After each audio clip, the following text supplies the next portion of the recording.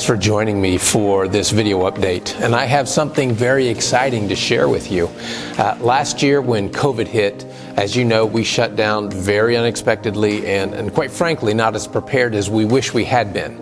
And by that, I mean, our online presence was not where we needed it to be or wanted it to be, but we regrouped very quickly. We began to figure out how to live stream our services and even be able to connect with each other online when we couldn't be in the building together or physically together. It was a lot, but we recognized very quickly the opportunities that being online afforded us in terms of reaching more people for Jesus here in our own area and other parts of our country and even the world. The problem was that online ministry requires dedicated time and expertise. Now, we're fortunate that we have people with the expertise, but we didn't have time, staff time allotted to it. And frankly, no money in the budget to add someone. So in April of 2020, I began to pray. And I've shared before that I pray verses for MCC.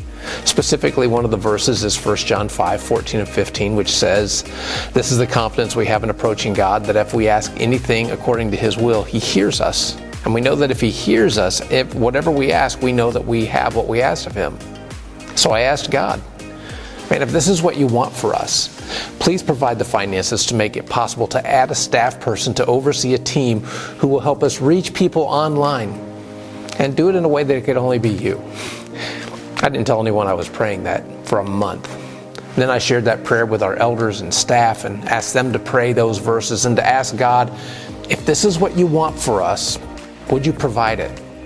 Now, the reason this has been so important to me is that every week after we re-entered our building in June of last year, I've met people who were at MCC for the first time and they found us online.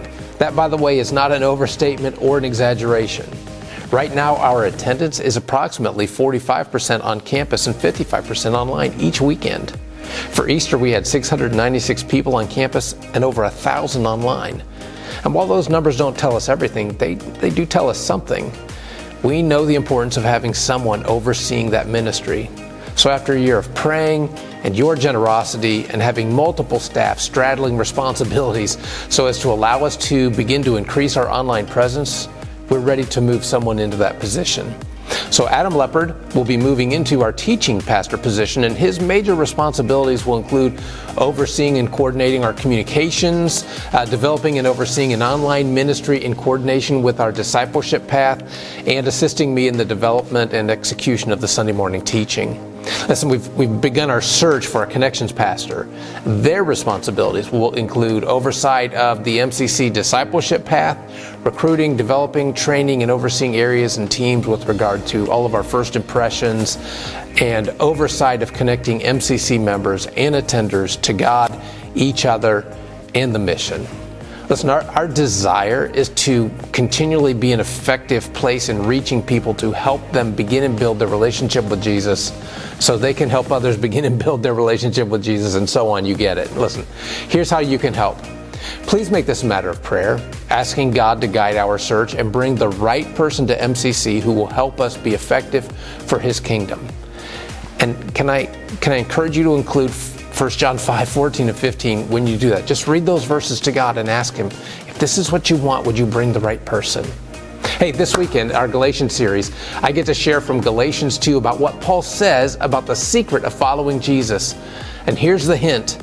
To follow Jesus, something has to die. But here's the problem. I want situations to change.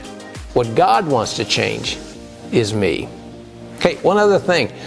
Something you don't receive in this video that you get in the email that I send out each week is a funny picture. It's always at the bottom, but I think it's important for us to laugh together. So I hope that at least lightens the moment for you when you read the email. And if you're watching this video and you don't normally read the email, if you would just open the email, scroll all the way to the bottom, and just look at the funny picture.